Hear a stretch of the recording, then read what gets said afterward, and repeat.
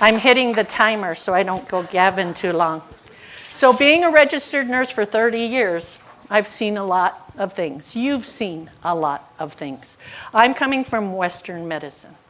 No matter how many times we talk about what we believe, what's important to us, what heals us, what reinforces us, what pulls us together, what supports us, just so you know, it's not Western medicine for you. Okay, so we're not bad people. We just were trained in a certain way, right? So my big thing today is the 5 wishes, of which you have. In the front, I've given you a page to take notes. You don't have to use it, but it does talk of the 5 wishes. Now, the reason why I'm talking about 5 wishes is it was created by follower Towley of, who's that wonderful sister, Mother Teresa. Hello. How could you forget? Back to the Kleenex. But anyway, so Mother Teresa, they worked with her, and they came up with these 5 wishes. I will say it is very Catholic-based, but it's beautiful. It's succinct. It's 5 wishes. The other thing that I've listed on your note sheet is compassion and choices. They're the founders and the motivators behind medical assistance in dying, which I'll talk about next time. But this is 40 pages. Now, it talks a little more detailed as far as I'm concerned, and it talks also of dementia. Then we also have, if you haven't seen it, a green piece of paper. This is called Colorado's Medical Orders for Scope of Treatment. This has to be signed by a provider. At this point in the state of Colorado, it has to be a physician. Nurse practitioners and physician's assistants can bring it up, but right now they're not signing. And bless you. The green form isn't out. Neither is this one. So the 40 pages, just so you know, I started to make copies. Oh, my Lord. So you can get both of these free on that website, that stuff that I put on the note sheet, okay? And then I put my name and number. Will I always be available? No. But if you do think that there's questions or simple something, yes or no, or wow, somebody's in the ICU right now and we're having a hard time, maybe I could just talk you through some things, okay? But this medical assistance, we call it the MOST. In other states, it's called POLST for physicians instead of medical, because we're more progressive. We start thinking of things more advanced. That's Colorado for you anyway. So this one says right off the bat, do you want your heart started? Yes or no? Do you want medical intervention? Now, medical intervention can be different things, right? Antibiotics, all the way to ventilation, all the way to G-tubes, gastric tubes that go into your stomach or down your nose, all these different things. But just so you know, it gives you choices, because what happens one time might be just to hold you over for 2 or 3 weeks to kind of let your brain heal or let your body heal. So they induce a coma and may need to do some of these things. These are some things that you want to think about. And the last thing on here is artificial nutrition. Again, like I said, whether through your stomach, your jejunum, your nose. These type of things are usually discussed towards the final stages of your life, i.e. you have a diagnosis of something that may last 6 months or less. What's interesting in the medical profession is there is some evolution. Sometimes it's a little low, a little slow, but you know that. I mean, remember when you were younger, massage therapy. It was only for people that got sex, and things have evolved, which is beautiful. And us talking about these things are very beautiful. What I encourage you to do is have what's called a death dinner, or a death lunch, or a death breakfast. Pull those people close to you. Go ahead, feed them, give them wine if they need it. But you're going to go ahead and talk about, in these difficult times, this is what I'm leaning towards. Even though this is black and white, This does not have to be what you choose to do at that time. Let's just say there's 100,000 of these out there. There's really more than that. There's 100,000 out there. Only 5,000 of them have been filled out. Only 2,000 have even talked to anybody about what they wrote in here. And I'll go ahead and say it, of those 2,000, 90% don't even use it the first time they go in with sepsis or pneumonia or something that could take their life if now is their choice and time. But if it isn't, they have this to fall back on the next time. And what they find of those 95% is that these people are using it in 3 to 6 months later. So you may have stalled what was inevitable, but if you haven't been around it, Coco's talked about it, people know. Whether you want to listen to your subconscious, your spirits, your guides, whatever, or not, doesn't matter. Your body kind of knows when things are coming. When you hear that phrase, I'm tired, you've heard it from people who have chose to go within a month, that next day. I mean, it's uncanny. Whether it's we're talking with spirit, involved with spirit or not, something somewhere is going to take our life. As they say, taxes and death, right? So my major thing with this and in talking with the pastor was we got to get some of this stuff written down as a community. Again, Western medicine. Go to the last page. I keep checking. Go to the last page. On the bottom part, it says 5 wishes wallet card. Now, the main reason why you want to do this today, maybe even run over to Kinko's, I guess it's not called Kinko's anymore, FedEx, and you run somewhere, get it laminated, make a copy of it, whatever you want. There's more information in the thing. But you're picking someone. If you're unconscious, you're driving home, you're biking home, you're walking home, you get hit. These aren't things you plan. These aren't things you want to happen. It happens. You're unconscious. Who does someone contact? Okay, I highly recommend you put more than one person. You put their cell phone. Don't use home phones anymore unless that's all they have. And then you use their email. Okay, because sometimes people answer their emails really fast. Not me, but some people do. And then put more than one name, because if we don't get a hold of one, we'll go for another. Now, just so you know, this card's in your wallet. You come, 911 gives this wallet and says, here's the card to the admitting nurse, to the doctor, to the medical assistant, to a housekeeper, because they didn't know who to give it to. Just so you know, not right away is that referred to in the House of Medicine, okay? Right away, their thing is, we have to save this body. This bone is sticking out. It's not supposed to be sticking out. Let's get it taken care of.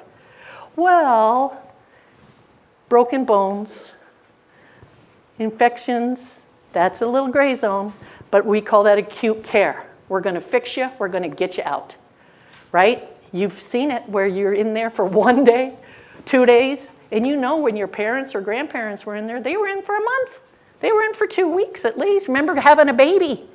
You were in. Now we have to fight with insurance and have to fight with other people to keep you in for 2 days. I mean, and that's just having a baby, much less what the baby has to go through for the rest of their life. So medicine is also made by the person that's with you. Not you, but the doctor, the nurse, that person. Some of us are more liberal in the idea of, really, do you want this? And I had a patient that he was told, you have to get a tube here or a tube down your nose, whatever, or, whatever. And he was like, I don't want any of this. And I sat down with him and said, your choice is not to do any of this. You could even say no to antibiotics. And he says, yes, I just want to go home and die. He had never heard that choice before. And from younger nurses, just so you know, you're not going to hear that either, unless they've been around with someone that has gone through this. All right, back to the blue book. First page. First page talks about the 5 wishes. It's all the legal stuff, the history, things like that. What's interesting is in certain states, the 5 wishes doesn't hold any weight. Just so you know, that's not really true. If you were in, I'm going to make one of the states here. Well, let's pretend Hawaii wasn't on here. You were on vacation. You didn't bring this. You forgot to put this in your wallet, whatever.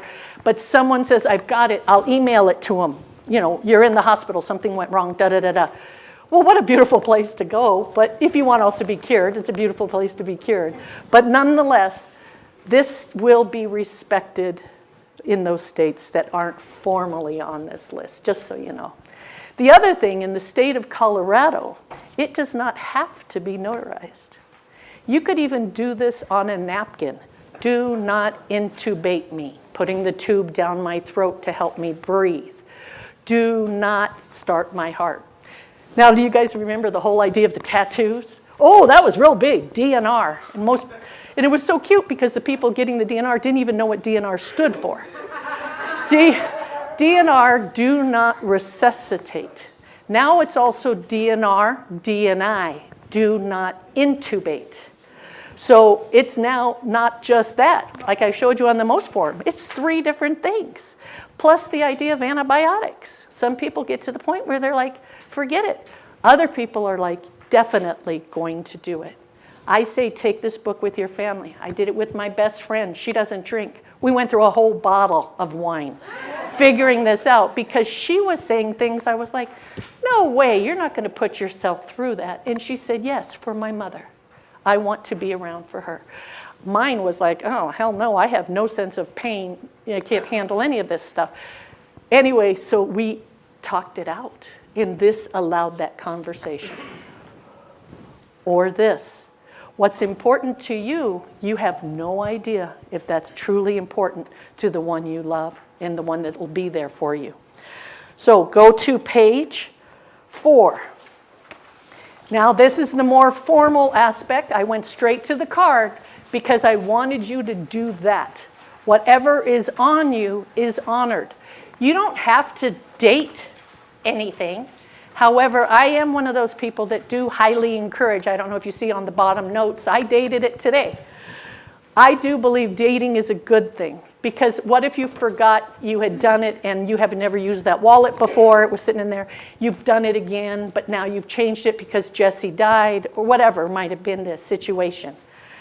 I definitely encourage every time you do your taxes on April 15th, the next day is Medical Power of Attorney Day, just so you know. It's to remind us. Update it, make sure it's correct, okay? People change emails, people change phones, keep it correct. All right, this right here, the main reason why you have it, not just in the state of Colorado, but Colorado is one of our more progressive states in the Union.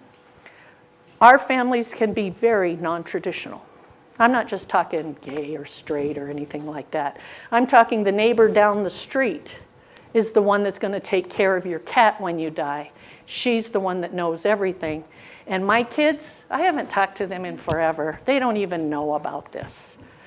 Something happens, somehow the kids find, they get in there, they're like, oh, okay, well, we're family, we're blood, we're going to be able to make the decisions. In the state of Colorado, especially if the lady happens to have a copy of this, the other neighbor is more important than your family. Okay, so for some of us with our non-traditional family groups, really, really look at this. Really write it down. Do not be that one of 2,000 to have it just sitting on a piece of thing somewhere. All right, next page, next set. Wish 2. What should I keep in mind as my caregiver? So it says close to death, in coma, this is page 7, permanent and severe brain damage, and another condition which I do not wish to be kept alive. There has been people that have been very athletic, let's say, and they become paralyzed. For some of us, it's like, well, I mean, I worked in a rehab setting. You can get in a wheelchair. We can teach you how to do these things. You can do a bowel and urine program on a toilet. We can teach you these things. But for some people, and I forget the movie where the gal was intubated. Did you guys remember? It was like 20 years ago or something. But she herself was a skier, and she had asked her coach basically to turn off the machine. And he did it, which unfortunately at that time made him a criminal. Okay? So now the idea is don't put people like that in that situation. Let the medical professionals do it. Let them give medications to calm the body down. Let them do the coma if that's the way to go. But do know it's not instant. Nope, we don't want any of that. Don't do any of that. You don't put it in, easier done than taking it out. And if you've already been there where you've had to stop the machine, you've had to remove the tubing, just so you know, it's uncomfortable for them. We can give them a lot of medications, but families, friends, I use the term loosely, okay?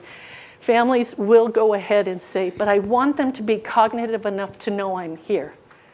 And some of us in the medical profession can easily say, they know you're here. Sometimes you've been with someone, you've seen a little twitch of the lip, or you've seen a little flutter of the eye. They know you're there.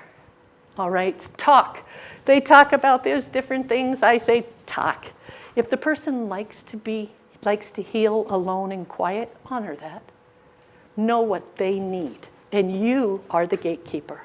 You are the one saying to the nurses, the doctors, the receptionists, I do not want people visiting her between 10 p.m. and 8 a.m.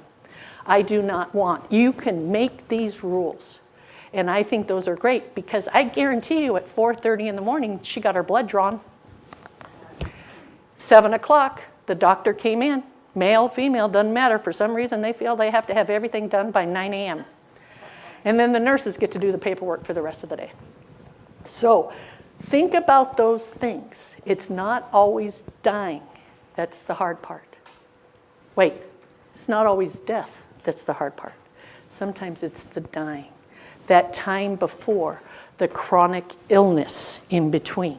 So we have acute over here with broken bones. That's about 20%. Then we have chronic diseases. You guys already know about these. Diabetes, congestive heart failure, strokes, the idea of a bad heart, a bad stomach, cancer. Oh, I kind of forgot that one. You know, those type of things. You can live for years and die of other things rather than that. And that's the time of where I encourage people to consider palliative care. Palliative care, you see a nurse practitioner or a physician's assistant rather than a doctor sometimes. They can come to your house if getting to and from is difficult. That is called chronic illness, right? But palliative, just so you know, 90% of medical students don't even know how to spell the word palliative. So if you don't know how to spell it, just know it's that in between, chronic illness. Then we have hospice, which is the end of life. We've been told this person has 6 months to live or less. I guarantee you, you put 4 doctors and 4 nurses in a room, we don't agree. 2 of us will say, oh yeah, they're going by this week. 2 of them are saying, what do you mean? They can live for 2 more years. And the idea is, how's the treatment? How's the intention? What do you want? And I'm going to say, sometimes you're not going to know, especially if you're the person making the decisions. So the more you've talked about these, the more you've done the death donut, whatever you need to do, talk about these things. At least you have a snippet of, well, in this condition, they would say this, okay? So we go on to wish 3. My wish for how comfortable I want to be. Someone like me, drug the hell out of me, I don't want to hurt. Other people are like, I can handle pain. That's why we do numbers, 0 to 10. Tell you the truth, 0 to 10, 0 to 3, I don't do nothing. You know, if you're doing Tylenol and it works fine, great. When you say 4, then I should, again, different nurses, different doctors, should be thinking about this. Okay, you should be taking something. Now, if it's or certain herbs, if it's certain things, just so you know, in Western medicine, it is not totally melded in together yet, right? So if you have special things that bring you comfort, the person that's going to bring it for you, or if you have it in your purse or whatever, you're going to have to get permission, okay?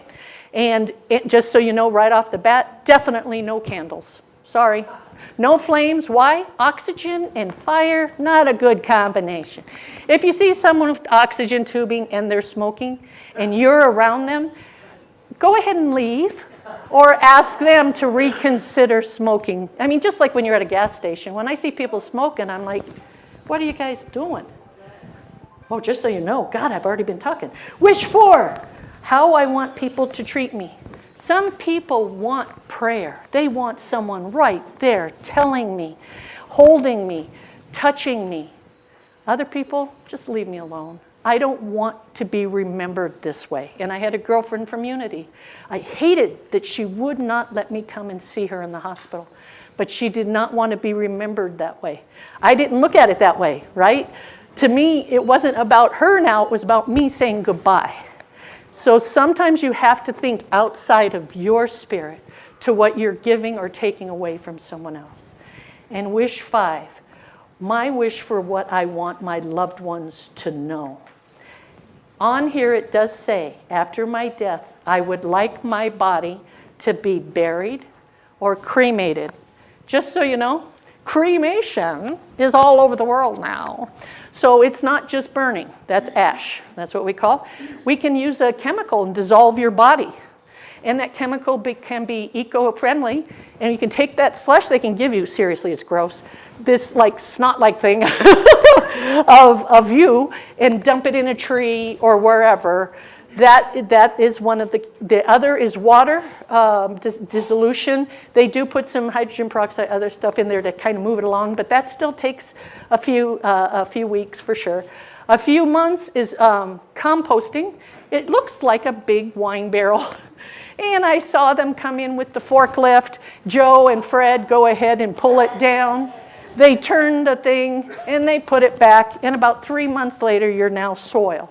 And again, the family could take some parts of it, can take all of it.